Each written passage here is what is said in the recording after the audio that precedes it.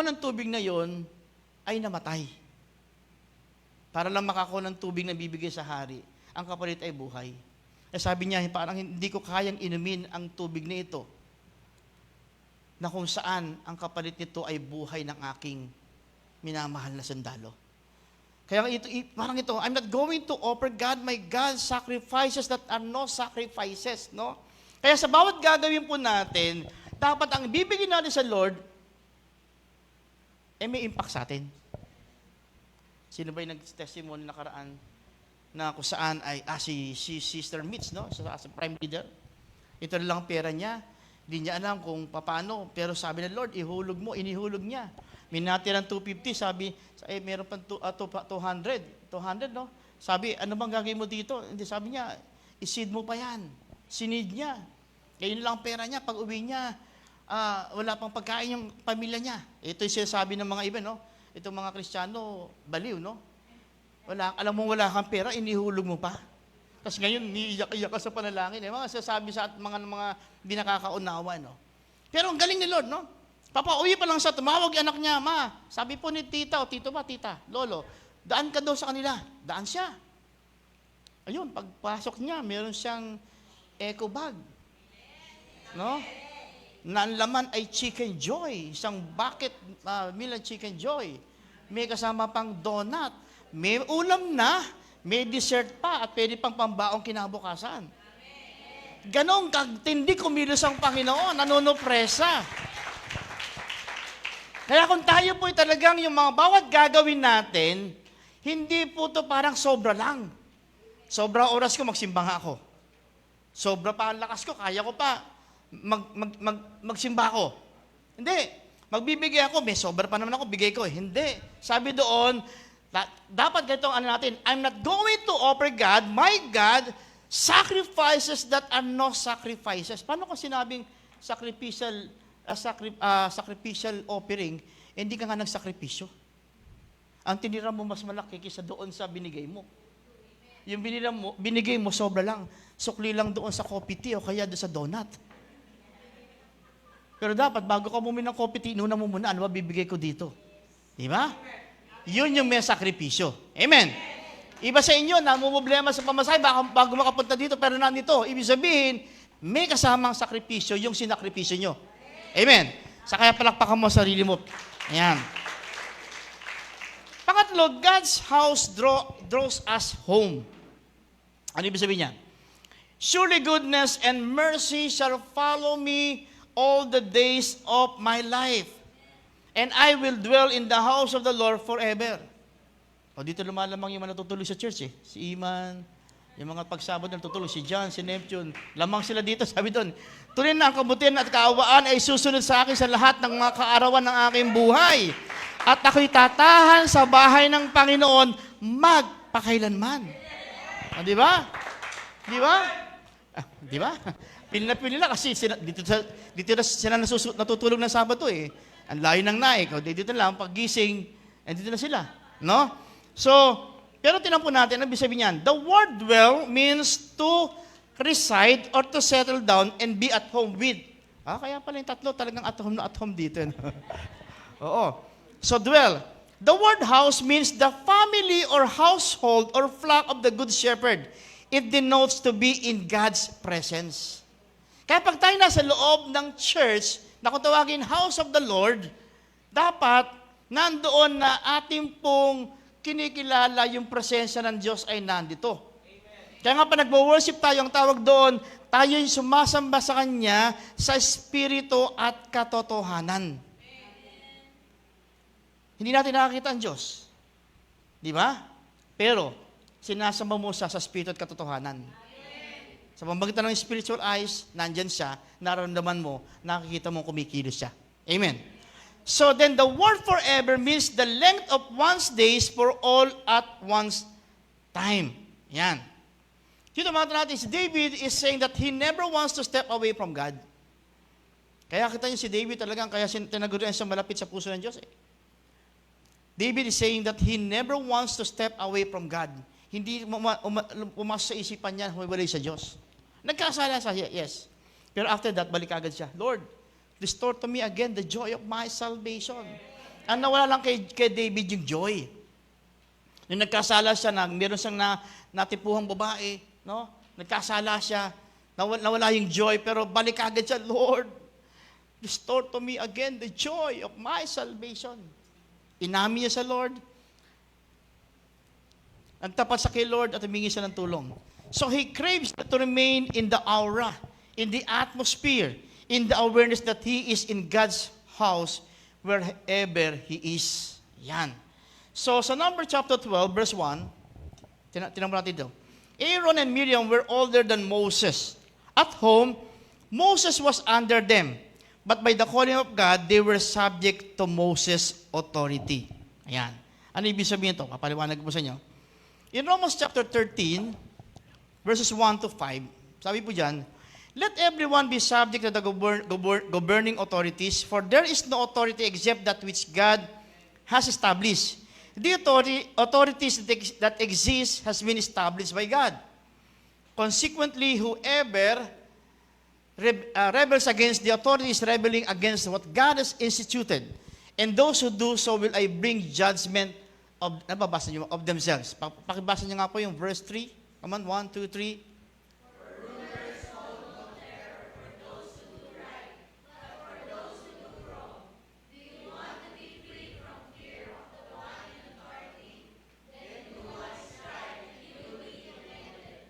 For the one in authority is God's servant for your good. But if you do wrong, be afraid, for rulers do not bear the sword for no reason.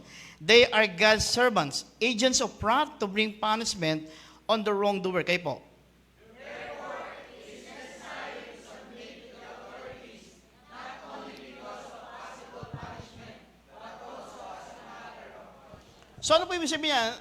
Honor and obey the instruction from the man of woman of God.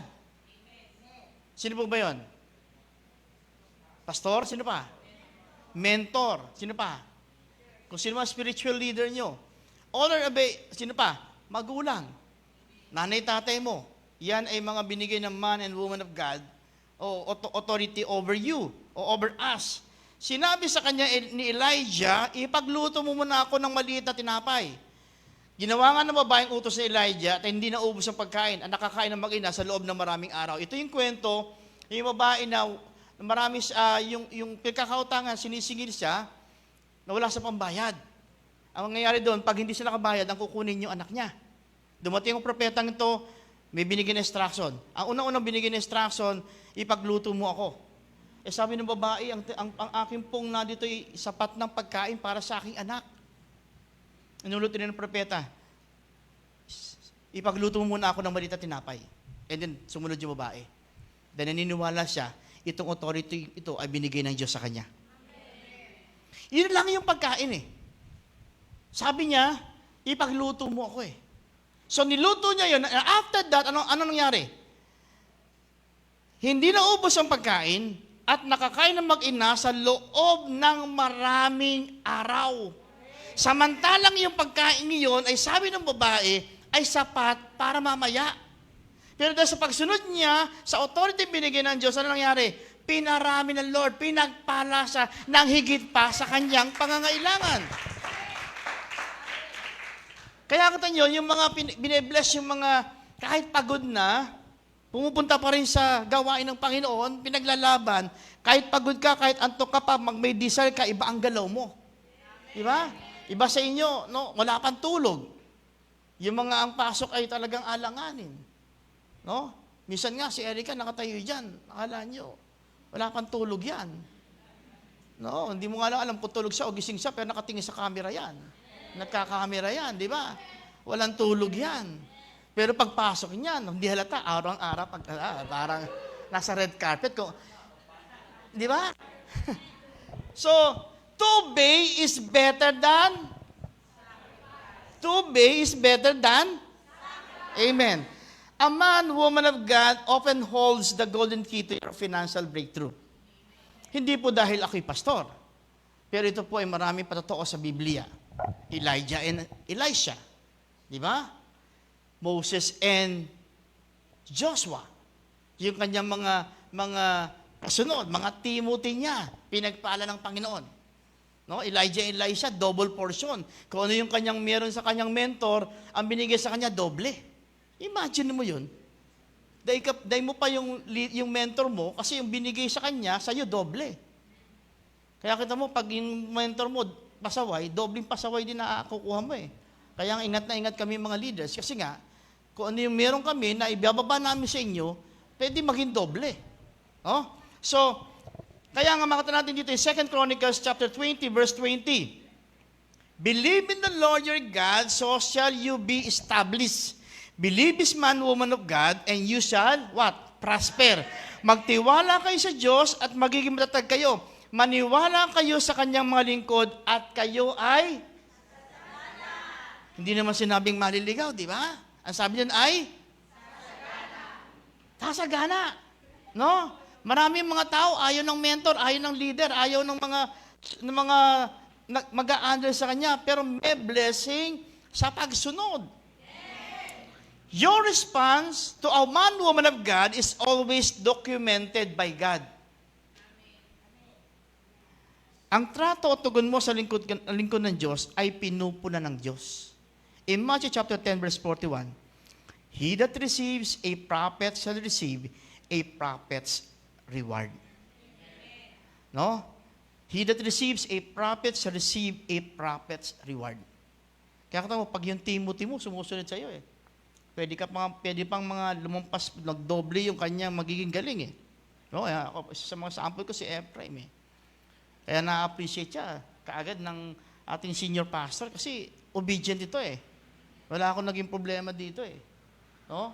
So, talagang, minsan kahit alam mong gigil na, gusto na akong sapakin, pero dahil alam niya spirit na sumunod pa rin siya. Pero anong nangyari? Hindi sapak nangyari, kundi galak. Dahil nangyari, ito siya, pinupromote ng Lord patuloy. Okay? He that receives a prophet shall receive prophet's reward. In Proverbs 13 verse 18, kahirapan ng kasasadlakan ng hindi nakikinig sa saway. Ngunit ang tumatanggap ng payo ay mag-aani ng at so somebody gave you instruction that created your present circumstance. Yung tao na binigay sa inyo ng Lord na nagbibigay sa inyo instruction, actually, ito yung ginagamit ng Lord para daling ka sa isang napakagandang future. Amen? Nagiget po ba natin? Amen. Nandiyan pa po ba kayo? Amen. Ang marunong makinig sa spiritual authority nag-i-increase. Pagbigay tayo halimbawa, una, the widow. From poverty to prosperity. Pangalawa, Elisha to Elijah. Receive double portion. Si Joshua and Moses, si Joshua ang sumunod kay Moses. Ruth and Boaz. No? Ikaw, mentor, spiritual leader, pastor mo. Pag sumunod ka dyan, may blessing na parating sa iyo. Amen. Napaghahalatang mahinang palakpakan nyo sa mentor nyo. Nasa mga... Talagang pag pinag-usapan yung mga mentor nyo, humihina palakpak nyo. No? Kasi mentor nyo makulit, no? Paalala. O, devotion, yung devotion mo. Busy tayo. Ayan, di ba? Okay, so, then, sow a seed. Sow a seed. Kung meron kang minhi, kahit malit man yan, na pwedeng itanim mo. Dahil pag tinanim mo yan, magbubunga ito. Amen. Sumagot ang babaeng balo, wala kaming tinapay. Meron pa kami konting harina at ilang patak na langis. Noon parang nahirap sa kanya, pero banda dulo sumunod siya dahil na-recognize niya, na authority nga pa ng Lord, ginawa niya. Isinid niya yung kaunting harina at ilang patak na langis. Ituloy po natin. Ginawa nga ng babae ang utos ni Elijah at hindi naubos ang pagkain ng mag-ina sa loob ng maraming araw. Kaya nga yung madamot sa Lord, nagle-left the group. Yung madamot sa Lord, tumatahimik. Walang reaction, no? Nawawala ng emosyon, no? Kaya madamot sa Panginoon, mag-expect na maraming favor sa Lord sa iyo. Yung taong mahilig magtanim, magsisid, yan ang maraming inaani. Kagaya, di ba, tayo, dumaan tayo dyan na sinasabi natin, naku, yung punong yan, bago mamungay, 5 years, baka patay ka na yan eh. Makakita mo sa kapitbahay mo, no? Pero nung nagbunga na, gusto ka nang patayin kasi yung bunga gusto makanya. Tama. Kaya nakikipag-away na sa'yo, hindi nakalampas sa bakod, kaya na akin na yan eh. Eh di ba noon, sabi mo sa akin, ba't ka magtatanim yan 5 taon bago mamunga? Ngayon, inaaway mo pa ako? Pwede ka namang bibigyan naman kita. No, di ba? So, tuloy po natin. Hindi nga naubos ang harina sa lalagyan at hindi na natuyo ang langis sa sidlan tulad ng sinabi ni Yahweh sa pamamagitan ni Elijah. Kaya minsan, may mga word yung mga mentor nyo, yung mga spiritual leader nyo, na ang hirap, hindi mo masyado naintindihan, sunod lang. Kasi kung ikaw man ay mapapaniwara, siya may kasalanan, hindi ikaw. Pero ikaw, sumunod ka, may pagkapala ka. Kasi ang sinabi ng pagsunod, ay may pagkapala. No? So, hindi nga naubos, no? Kaya kunin natin yung opportunity na i-honor si Lord sa ating pagsunod at maging sa ating pagkasakripisyo, maging sa ating pag-offering. No? A seed is a tiny beginning with a big future. A seed is a tiny beginning with a big picture. Kaya nga sabi, seed more, reap more. Give more, receive more. Serve more, favor will be given more. Amen? So wala kang talo. Seed more, reap more. Give more, receive more. Serve more, favor will be given more. Kaya nga sabi nga, Elijah showed the widow that there was already something in her hand which was the golden key to her future. Dali ko po kayo sa dulo, kagawakas. Actually, you are walking warehouse of seeds. Ang dami, tayo po lumalakad na marami po tayong binhi sa ating mga kamay na kailangan po natin itong tingnan mabuti. Yung seed na yan, huwag mo sayangin. Huwag mo lang itago. Kagaya di ba sa kwento, yung nagtago, iniwan, tapos tinago ng isa? Yung iba, ginamit nila, pinahunan, etc. Kumita, yung isa tinago lang niya eh. Huwag mo itago. You are a walking warehouse of seeds. Your love is a seed for relationship. Ikaw ay may binhi ng pag-ibig, i-share mo yung love na yan sa lahat ng tao. Your time is a seed. Yung oras na binigay siya ng Lord, gamitin mo yan, binhi, itanim mo yan. Wag mo sayangin ang oras. Sabi nga sa awitin, ang panahoy lumilipas, hindi mo na pwedeng ibalik yan. Wag mo sayangin, gamitin mo. Kaya nga sabi ng Biblia, no? Mga kabataan pa lang kayo, paglingkod niyo ng buhay niyo. Remember your Creator in the days of your youth. Hindi sa panahon wala na kayong lakas sa Kanya gagamitin. Your smile is a seed. Mga asers, yung binhi ng ngiti. Kaya nga tuwing pagpasok nyo, tinatanim ng mga aser yung ngiti nila. No? Kaya pagpasok nyo, magaan na yung pakiramdam nyo, kasi doon pa lang nangitian na kayo. Subukan yung mga aser ang susungit at ang kilay laging dikit. Siguro isang beses ka lang ate, hindi ka na babalik. Kaya marami tayong BIP, pinaramdaman niya, sabi niya, bakit gano'n? Pagpasok ko pa lang, parang hindi ako bago, parang matagal na ako dito. Your kindness is a seed to others. Yung kabutihan, tanim mo yan. Your prayer is a seed. Magtanim ka ng panalangin sa kapwa mo, na kahit yung panalangin mo, hindi mo na mabanggit. No? Marami pong gano'n, no? Kahit kami, mga pastor, no? Mas marami kami panalangin sa iba eh. Pagdating sa amin, Lord, bless us, bless my family, keep us safe. Amen. Pero pagdating sa inyo, Lord, ito pong kay Mayi, ito pong kay ganito. Ay, grabe, kay Mayi pa lang, 1 pad na, tapos kay Evelyn, 2 pad. Ang dami. Nagsisid ka eh. Pero yung pag-isid mo na yun, kahit hindi mo nababanggit yung panalangin mo, si Lord, alam na yun eh. Amen. Your money is, your thankfulness is a seed. Yung pagkapasalamat, binhiyan. Kaya pag binagpala ka ni Alex, mo, Alex, thank you. Susunod yan, magganahan yan, papapalain ka uli yan. Amen. Amen. Your money is a seed.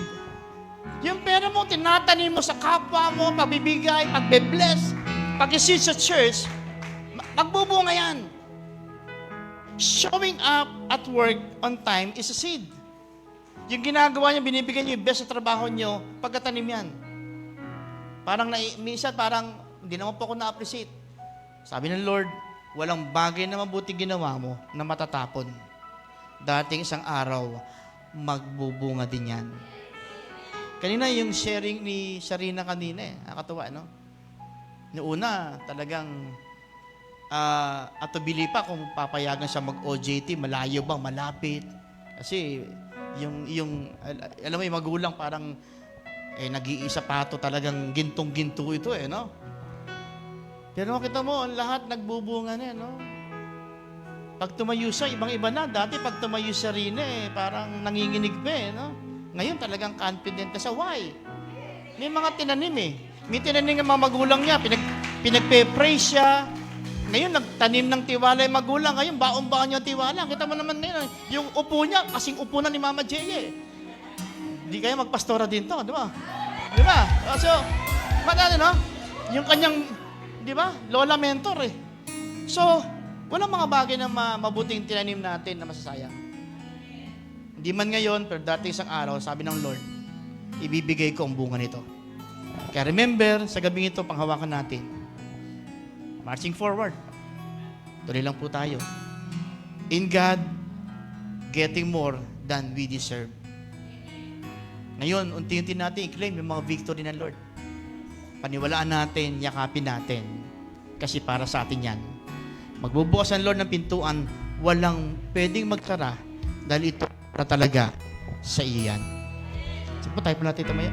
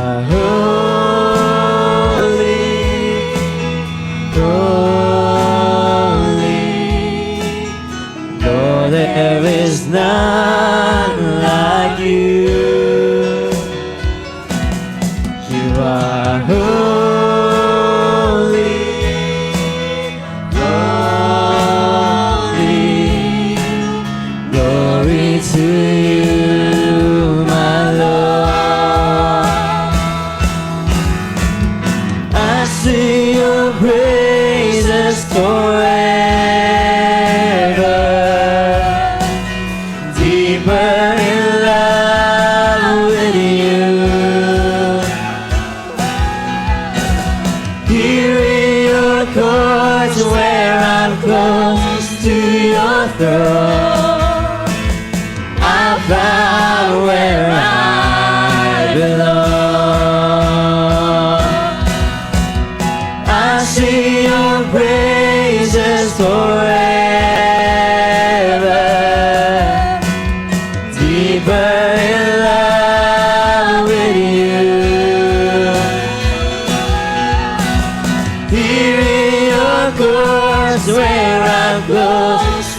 your throne.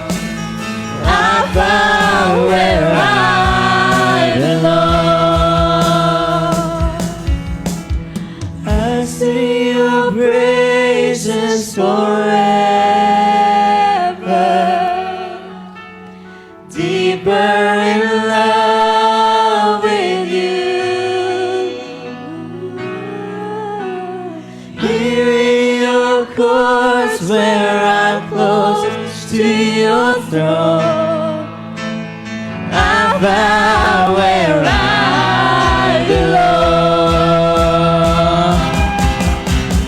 I sing your praises forever, deeper in love with you. Oh, hearing your chords where I'm close to your throne. I found where I belong. Hearing your chords where I'm close to your throne. I found where I belong. Yes, hallelujah. Father God, muli salamat sa gabing ito. Pinagsama-sama mo kami, Panginoon, to worship your name, to serve you. Bigay yung time namin para Panginoon, makipag-date sa iyo, Panginoon, tonight. Salamat sa direction, salamat sa word, salamat din sa pag-correct, salamat din sa pagkapaalala. Lahat ng ito, aming tinatanggap bilang bahagi ng pagmamahal sa amin. Maging nasa live streaming, Panginoon, o online, Panginoon, pagpalain mo rin po samahan. Sa Father God, maraming salamat sa iyo, Panginoon, na mataas sa pagsamba at papuri. At ngayon, Panginoon, ninyo pong igawa na yung blessing sa bawat isa. Now, the Lord bless you and keep you. The Lord make His face shine on you and be gracious to you in 2024. The Lord lift up His countenance on you and your families and grant to you and yours His wonderful shalom, peace, and well-being and wholeness. In Jesus' name, amen and amen. To God be the glory.